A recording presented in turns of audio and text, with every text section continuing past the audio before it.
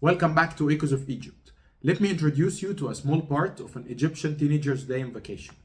You wake up in the morning, go see your family, and eat a very strong breakfast, a mix of falafel, fool, fried eggplant, maybe some fries, honey with some fresh bread, very strong and very weird mix, and yes, many fried stuff in the morning. Maybe you later play some video games, and maybe you go to your favorite local club or rent a playground with your friends to play some football. And then you rent a place for 1 hour and bring out your inner Musalah into the court.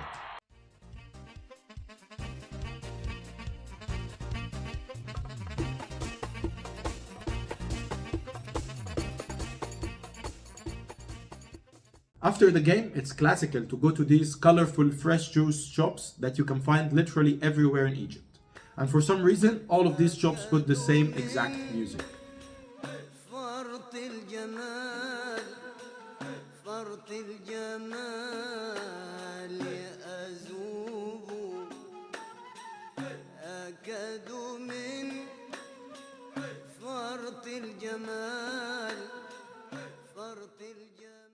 And then you can order your favorite sugarcane juice. It's a drink loved by almost everyone in Egypt, especially in the hot summer. So the man working in the shop gets some sugarcane sticks, cleans them, and inserts them in a machine that peels off the outer skin of the sugarcane and presses it, extracting the sugarcane juice. And congratulations, you drink it and get a really nice feeling and the sugar rush.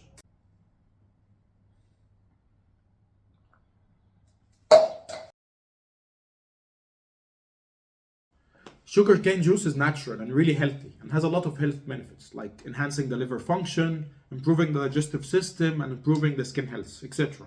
But if consumed in moderation. The average cup in these shops is about 500 milliliters, which has about 1000 to 1500 kilocalories and 100 to 150 grams of sugar.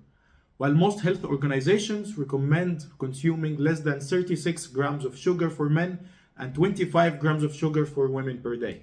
So I'm sorry to disappoint you, but drinking this every day is not good for your health. Maybe it's good for your mental health, but this is different. So as much as I love sugarcane juice, when you go to these shops, I recommend getting the smallest cup possible. Let's now talk about the history of sugarcane. Sugarcane is the world's largest crop by production quantity. It accounts for more than 70% of sugar production worldwide. It's also used for biomass and biofuel production. In 2018, the world production was about 2 billion tons, with top production in Brazil and in India. The origin of sugarcane is in New Guinea in Southeast Asia, nearly 10,000 years ago. Later in the days, it was simply chewed for its sweetness. Later, nearly in 1000 BC, it spread in China and India with trade. People in India started squeezing the canes to produce sugar, and the Indians kept this sugar producing technique a secret to make a lot of trade profits. In 510, the Persian Empire invaded India, taking the sugar making technology back into Persia. At this time, the Western world didn't know anything about sugar and only got their sugary food from honey by bees or from fruits. The Western world first learned about sugar canes as a consequence of the campaigns of Alexander the Great. In 327 BC, Nearchus, an officer in Alexander the Great army, wrote that the barbarians beyond the Indus were able, without the help of bees, to make honey from a honey-bearing reed. The Arab conquests started in the 7th century BC, and when the Arabs invaded Persia, they discovered sugarcane and many other crops. Sugarcane agriculture was then transferred to the Middle East, and then it was introduced in Egypt by the Muslims in 710 AD. At this time, it became the world's biggest source of sugar, and it spread from Egypt to all of North Africa and then to Spain and later to the Americas with the Spanish invasions. Sugar production was a big drive for slavery and colonization in islands like the Canaries and Madeira and also in the Americas, where African slaves were brought to these places to sustain the labor force in the fields. As I mentioned before, sugarcane was introduced in Egypt through the Arab conquest. It flourished and more cultivated lands for sugarcane were introduced throughout the years. The cultivation and the sugar production in Egypt saw a revival and a transformation during the 19th century. Egypt's ambitious governor, Muhammad Ali Pasha, don't forget to watch my previous episode about him, who ruled Egypt in the beginning of the 19th century, began to expand cane cultivation in the Nile Valley and introduced modern processing facilities with the help of the French and the British engineers. The first modern cane sugar factory in Egypt was established in 1818 near Malawi in the city of Minya in Middle Egypt.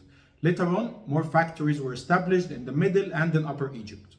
During the reign of the Khedive Ismail, the sugarcane industry continued to flourish.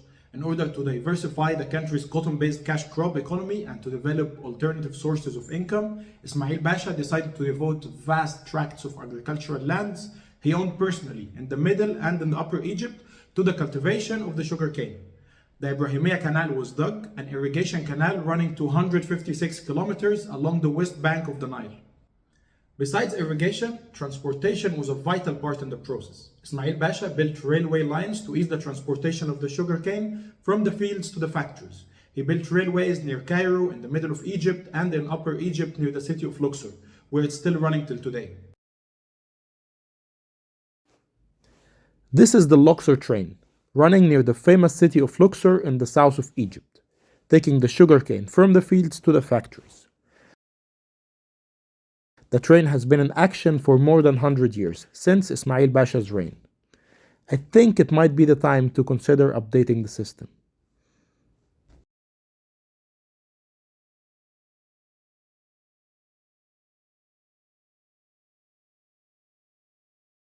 Sugarcane still plays an important role in the economy of Egypt till today, ranking number 15 worldwide in 2021. It's mainly used for sugar production and also for the production of biofuels and molasses, the black honey produced without bees.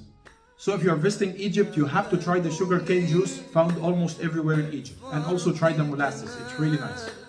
So if you enjoyed this episode, don't forget to like it, share it with your friends, and subscribe for the new episodes.